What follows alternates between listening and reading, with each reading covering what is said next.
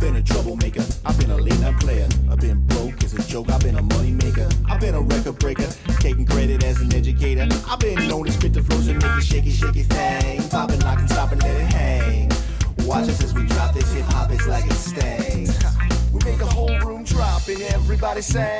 We want the funk, we gotta have that funk. We kick it old school, we think we're so cool. We take it back to the past, we gonna act a fool.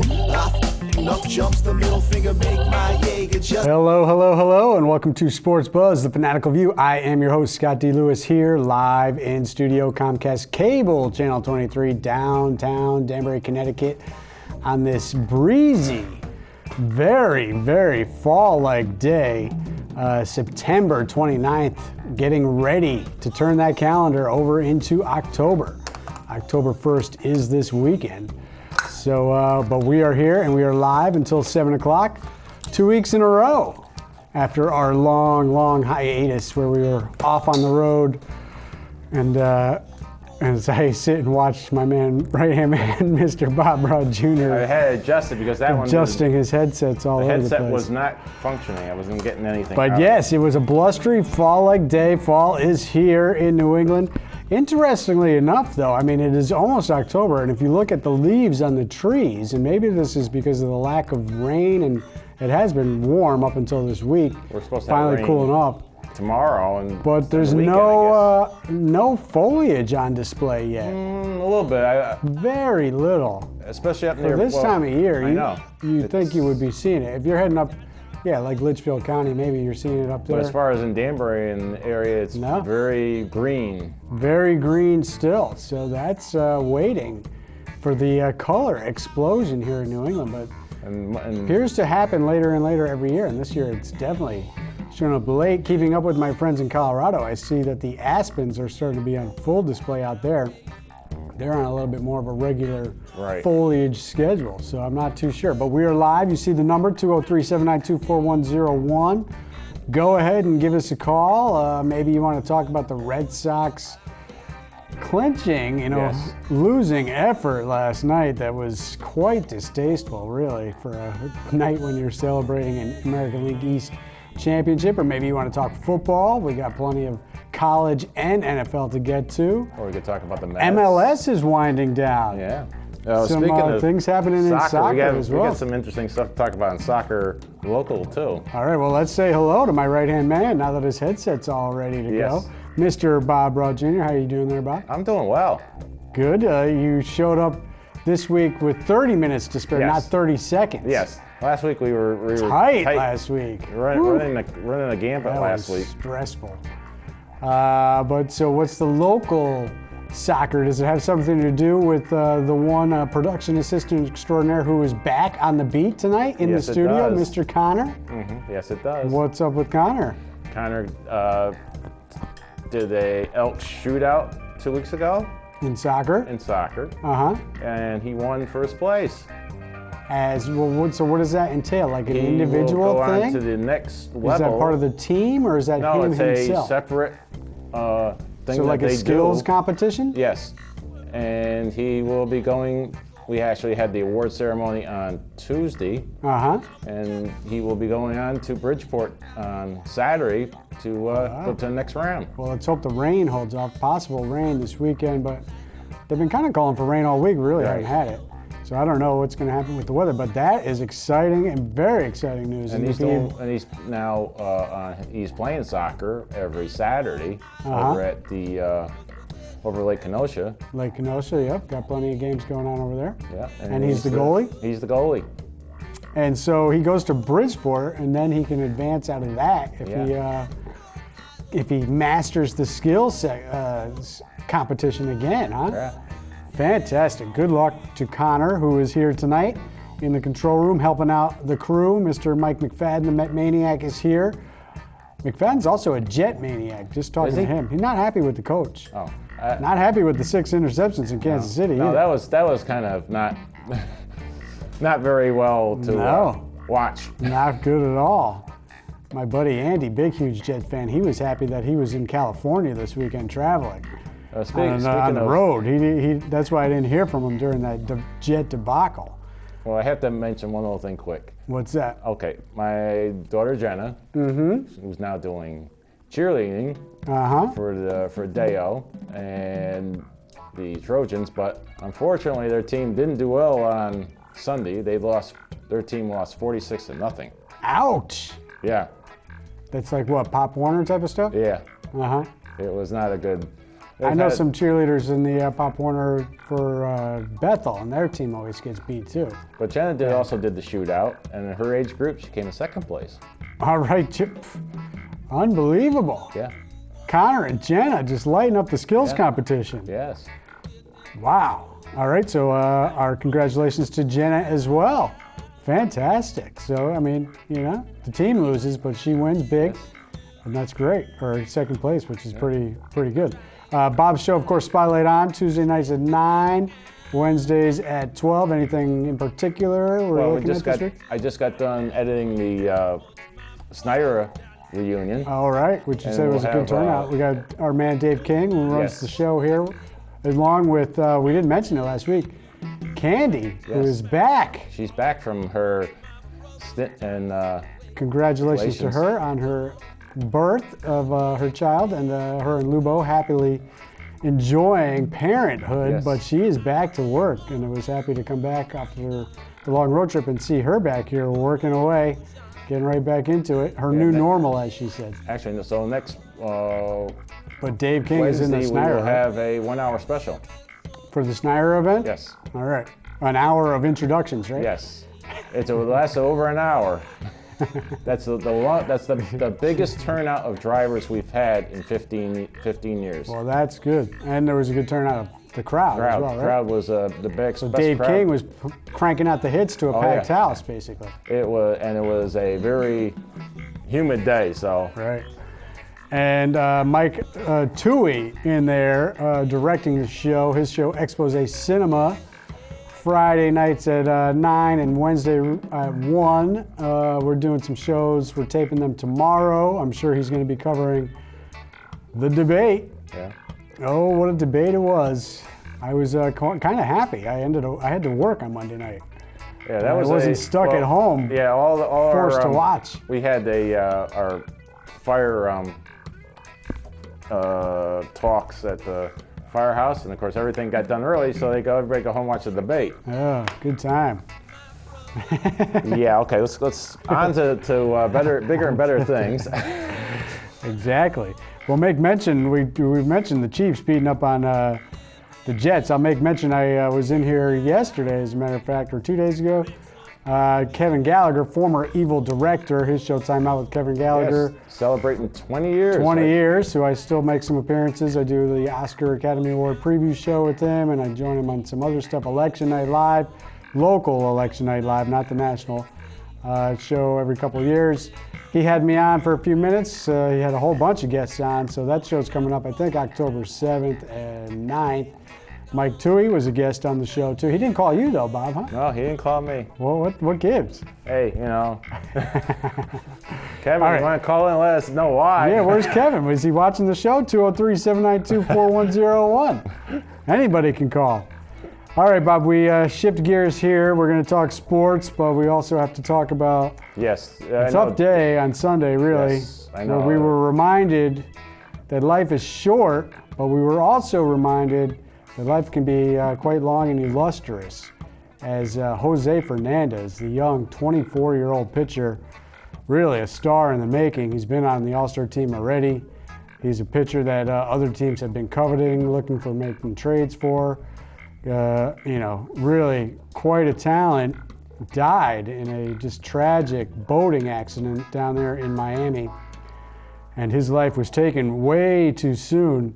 This guy, besides his on-field success in the early part of his career, his life story, really, the Cuban defector, one of many Cuban defectors, really, but, you think back all the way to like Louis Tiant days in the Red Sox, but he defected. It took him 5 tries where he was in the boat, leaving the island, and on the 5th try, he finally made it to Florida. And how about the story of what took place on that 5th attempt? Multiple boats in the water, and it's dark and it's night, and they can't see what's going on. and somebody goes in the water, and his instincts just take over, and he goes right in the water without knowing who that person was, Right. to go and save that person. And as he said, you know, somebody was in the water, and at the age of 15, his initial reaction is to just dive in and save that person. Right. It turned out to be his mom, Right. who was in a different boat, and she fell into the water. And a lot of times with these Cuban defection situations, people die in that circumstance. They're out in the middle of the ocean, and if they end up in the water, you know, who knows what could happen so far from land. And he saved his mom's life, and you know, that's the touching part about it was his mom, but the real poignant part is he didn't know who it was. Right. He was just going to go save whoever it was. And they made it here, and he made a life for himself, and apparently he was giving a lot of back to the Cuban people, and doing a lot to help young people. And I'm sure there'll be funds continuing on in his name. And also that day later, I watched the Met game, and that was a very moving game. Yeah. So, well, we'll get to that in a second. But also on that same day, about an hour later, the news breaks that the 87-year-old king of golf, yes, the leader of Arnie's Army, Arnold Palmer, passed away at the older age, fully lived complete life of 87. So we know life is short, but also you don't want to pass up on any opportunity because you never know when you're going to go. Right. But maybe you'll get lucky and you can live a full, illustrious life like somebody like Arnold Palmer. Also known for his joviality and giving back to the community. A lot of the stories about Jose Fernandez, talking about how happy he was, how he had that youthful joy to play the game, always rooting on his teams, and you could see around the league how it affected other players, not just on his team, and how they were all just devastated by this news. But Arnold Palmer, who brought the game of golf to television, he was the guy who made it a must-see TV situation with his early success, and then his rivalry with Gary Player and Jack Nicklaus, and just an ambassador for the game of golf. Still would go down to the Masters every year and swing the clubs. So, tough day right there with two people, different realms of life and where they were. Obviously the shocking death of a young player, which reminded me, you remember Bobby Ojeda, right? Yes, I do. Of course, former Met, and when he was with Cleveland, that was just a horrible boating accident. A couple other guys were with him, right? Yes. 3 guys died, I believe, in that accident, correct? Also, Thurman Munson died in season for the Yankees in the plane crash. Darryl Kyle, speaking of the Yankees, that's the one thing, I don't really care for Joe Girardi, but if you remember back when Darryl Kyle died, for the St. Louis Cardinals, they were playing the rival Chicago Cubs that day. Right. And Joe Girardi was the catcher of the Cubs, and he was the one who came out onto the field and addressed the fans in the stadium who were there waiting to see a baseball game, and he told them all that the game would be canceled because of the news coming out of the Cardinal dugout that their star pitcher, he was also a young star pitcher right there, had passed away overnight in his hotel. So it's happened before. You never really get used to that sort of thing happening. Very upsetting news. And then, so you mentioned the game. Yes. Mets, who need these games right now in their wild card battle, but of course they did the right thing and they paid tribute to Jose Fernandez. They respected the Marlins and all that, and the pregame ceremonies. And then how about D. Gordon, the light hitting player for the Marlins? No home runs in all his at-bats, right, this year? Yes. He steps to the plate, and he's a lefty, I believe. Right. And he simulates Jose Fernandez, who's a pitcher, but in the National League, pitchers hit. Yes. He simulates Fernandez's batting stance from the right side, takes a strike on the first pitch, then he moves over to his left side into the box. He hits a home run. Yeah. Tears flowing from his eyes as he rounds the base. Really quite touching and moving. And the Marlins won that game 7-3. Which was good for them on that day. Since then, the Mets have got back to the business of baseball and taking care of this wild card, and they won the final 2 games of that series, correct? So they now sit, and they did it with a little bit of help of the guy we were, moaning about last week, Jay Bruce. Yes. A couple home runs recently. Maybe he's finally finding his stroke in New York. So they are 2.5 games clear of the Cardinals, who are battling to get into the wild card. They're 1.5 games up on the Giants. So they are the number one wild card right now at 85 and 74. San Fran 83 and 75. St. Louis 82 and 76. San Fran and St. Louis playing today. Mets not playing today, so they could both either pick up a half game or drop a half game, giving the Mets even more of a cushion, perhaps, or keeping things tight. Mets are at Phillies this weekend. Cardinals at Cubs. I forget who the Giants are playing. Oh, the Dodgers, I believe. Right. So, everybody's playing teams in the division, which is good. So it'll be a tight weekend, I'm sure. Mets hoping to not only maintain the wild card lead, but maintain the number one wild card spot so they can get that one game next Wednesday, I believe. Yes, that would be wonderful to see. In the wild card game. So we'll see what happens to them. We mentioned already early, Red Sox did clinch the division last night, up 3-0 in the 9th inning in the Bronx. They scored 3 runs in the 8th to take that lead. In the bottom of the 8th, the news comes in that Toronto blew their lead. Right. So we see clearly that the Red Sox had already clinched. We're all set. Before the 9th. We're all set. But the fans who are in the stands and the fans who are at home sitting there through what turned out to be about an hour and a half long 8th and 9th inning after a tidy 2 hours through the first 8, myself included, I wanted to see the celebration on Yankee Stadium field. Right. They hadn't clinched a division title since 1904 in New York. Right. They got the 3-0 lead. Their closer comes in. He walks the house, and he gives up a hit. So now it's 3-1, and they pull him because he's thrown too many pitches. Here comes Joe Kelly. He quickly gets 2 outs, and you think, all right, we're going to get this done. Mark Teixeira comes up. He grooves a fastball to him. Grand slam, walk-off. Yankees win. Red Sox have to walk off the field without celebrating. On the field, no celebration for the fans to witness. Right. And I turned the TV off as I have to listen to what's-his-face for the Yankees make the call. Oh. One of my favorite, all the Yankee announcers are, none of which are my favorite. But, I turned the TV off before Teixeira even got to second base. Yeah. Didn't stop the Red Sox, however, and the division is won over the course of 162 games. So, of course, they're going to celebrate once they get into the locker room last night after the game. But it would have been nice for the fans to be able to witness them celebrate the win on the field, because a lot of the players didn't even know that they had already clinched and Toronto lost. Joe Kelly, the pitcher on the mound, he did not know that. Right. He thought he blew the game. He walked off the mound thinking that they didn't clinch yet. Right. Because Toronto was winning that game for the first 8 innings.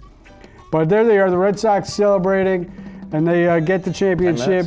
But, like I mentioned, Kimbrel, you're not complaining about too much because he's been good. Right. But the night before, David Price does what David Price has done so often, which has led me to say these words every time he pitches.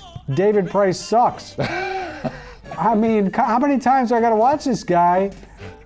It's amazing to me that he was on like the best stretch of his career with a 7-game winning streak or something, because I don't know how he was doing it besides getting run support. He gives up home runs early every game, and now the playoffs are coming, and if he gives up home runs early in those type of games, it's not going to be pretty. Yeah. Gave up 6 runs in that game, 3 homers. So we'll see. But they're 1 game up on the Indians for the 2 seed. They're 1.5 behind the Rangers. And that's the other thing about losing that game last night. They're trying to get the 1 seed. They had moved into first place. Right. They had the best record in the American League for a short period of time, but they lost the last 2 in New York. Rangers moved back out in front in the first. Indians still behind them a game. Red Sox play at home against Toronto. And the Indians play the Royals, I believe, on the road. And the Rangers are at home against Tampa Bay. Yeah. So that should what is that? Why are they playing a non-division game? The Nationals are 2 games up on the Dodgers for the 2 seed. All right, let's shift gears to college football. Lots going on in college football. UConn, ugly loss against Syracuse. They were down by a touchdown late, about 4.5 minutes to go, knocking at the door. They decide to go for it at 4th and goal on the 2-yard line. I thought they should have kicked a field goal, cut it to 4, then a touchdown wins if you hold them and get the ball back. Instead, they go for it. They get snuffed on a terrible play, get nowhere near the end zone, and then they give up a 99-yard scoring drive, and Syracuse puts it away. They lose 31-24 to fall to 2-2. UConn, big primetime matchup tonight. Remember, last year Houston was undefeated and UConn stunned them late in the season. Houston is off to that great start, 4-0, coming off a 64-3 rout of Texas State. They are number 6 in the country. We know they already beat Cincinnati and they beat Oklahoma, and their UConn is at Houston tonight. I don't think they'll get the victory against them this year in the rematch. Nice, but we'll Houston has got revenge on their mind. All right, some other stuff in college football. Big games this past weekend that went down. Wisconsin was number 11. They move up to number 8 with their 36 beatdown of Michigan State, who was 8. They fall to 17 and 2-1. Wisconsin 4-0. Tennessee, how about Rocky Top? Tennessee, haven't heard them on top of the Rocky Top in a long time. They were 14. They moved to 11 with a 38-28 come from behind victory in Florida. Florida was 19. They fall to 23 to 23rd with the Trader Gator. Remember, my former Colorado State coach jumped ship, Jim McElwain, for the Gators, so I'm not too sad about that defeat. Tennessee outscored them in the second half by 35-7. Yeah. How about that? 4-0 Tennessee. Duke with the stunning Duke was upset at Notre Dame in the Golden Dome with the late field goal.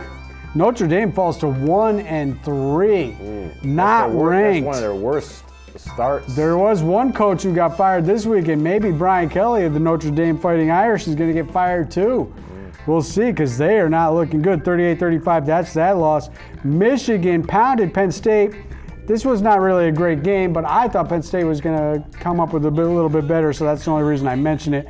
Michigan 4-0, 49-10, and it was not that close. No. Because it was like 41-0 early in the second half, or 41-10 or something. Penn State falls to 2-2. The other big game, though, we mentioned the firing. Auburn moves to 2-2 with an 18-13 defensive struggle against LSU, who was 18th ranked. They fall out of the top 25, and head coach Les Miles, a former champion, he is fired, Bob, down there in Baton Rouge. So Les Miles out. All right, here's some rankings to get to. These are all undefeated teams, Bob. Bama, number 1. Ohio State at 3-0, number 2. Louisville, 3. Michigan, 4. Clemson, 5. Houston, 6. Stanford at 3-0, 7. All the teams I don't mention are 4-0. Wisconsin, 8. Texas A&M, 9. Washington, 10. Tennessee, 11. Then we drop to 13 in Baylor, also 4-0. Miami, 3-0 at 14th. Nebraska, 15. Utah, 18. San Diego State, 3-0 at 19. Boise State, 3-0 at 24. A lot of undefeated teams, Bob. And some of them are behind teams that have multiple losses. Right. Figure that out. Some matchups for the weekend. Number 7, Stanford, Friday night at Washington. Number 14, Miami versus Georgia Tech. Georgia Tech coming off the loss to Clemson. Number 11, Tennessee versus number 25, Georgia. Georgia got pounded by Ole Miss. Ole Miss is ranked ahead of some undefeated teams. They got 2 losses. Yeah. Wisconsin, number 8 against number 4, Michigan. That's a huge game. And 8 o'clock Saturday night, Louisville, number 3 versus number 5, Clemson. We know they were in the championship game last year. That's a huge game. Border war comes early this year for my Colorado State Rams. Really? Wyoming at CSU, both 2-2. Colorado State lost to Minnesota. That game was going on at the same time the UConn game was, so I was watching 2 teams that I like lose at the same time. That wasn't great. NFL, Bill Belichick puts his genius on full display Thursday night. 27-0 beatdown of the Texans in prime time. Full-blown shutout mode as the Patriots get it done with their 3rd-string quarterback, Jacoby Brissett. And they also get it done with the AFC Player of the Month, LeGarrette Blount. Fire up the blunt. Is Brady back this week? One more game for Brady. We'll see who it is at quarterback. Still a couple injuries to work out, but we'll see. Apparently, it doesn't matter. Right. Because they're going to work special teams, they're going to work defense, and they're going to work ball control and rush it. And they're going to try to beat the Bills and Sexy Rexy, who's turning into Chatty Cathy again after a win against the Cardinals. Shocking win, really, 33-18. And, of course, he goes into full bluster mode this week, pulling all his stunts left and right. His record against the Patriots in the last 10 games, 1-9. So maybe he shouldn't go all Chatty Cathy. How about those Jets? Yeah. McFadden, untoo happy. And the former evil director, Kevin Gallagher, was, as his Chiefs beat him 24-3, 6 interceptions, Bob. Maybe, just maybe they enjoyed a little bit too much barbecue, forgot to wash their hands. Slippery barbecue sauce, perhaps, on the fingertips? Ball slipping out of his hand? What could be the explanation for that? Chiefs are at Steelers. Jets are home against the Seahawks, catching a break. No Russell Wilson, as he is out. And the Eagles, they are 3-0, Bob. I know. Speaking of teams in your division and teams that played against the Steelers recently, they beat up on the Steelers 34-3 last weekend. Are we going to have to take Carson Wentz and the Eagles serious? Their defense is getting a lot of rave reviews. Your Giants lost 29-27 to the Deadskins, who are now back to being the Redskins at 1-2. And the Redskins get the Browns this week, so they could quickly move to 2-2 and get their season back on track. And your Giants get the Monday night primetime event in Minnesota in the new stadium. The Vikings with an impressive win in Carolina this past weekend. That was pretty impressive, as a matter of fact, as they took care of business down there in Carolina, 22-10. Eli Manning with the interception late. What do you make of that? It's just. And how about your coach saying that it takes a village to control Odell Beckham Jr.? What is he, a child? I mean, his antics on the sideline are too much. It's going to take a village? Come on. Broncos remain undefeated with their big smackdown of Cincinnati. Cincinnati plays. Why is Cincinnati? They're like between college and the pros, they always seem to be finding their way into these big games. Cincinnati tonight, Thursday night, home against Dolphins. Cincinnati will be rocking tonight as they try to go to 2-2. They can't fall to 1-3, or the Bengals fans will be going crazy. All right, we're pretty much out of time. So. You've been checking out World Cup of Hockey? Yeah. Preseason hockey underway? Nothing yet. Is Connor trying to sneak in? He's trying to sneak in. To smile because he's going to Bridgeport this weekend? Get here quick because we got to say goodbye. You going to do well this weekend, Connor, or what? Yes. You going to win again? Skills competition? Yes. All right. Are we out of here? We're out of here. We are out.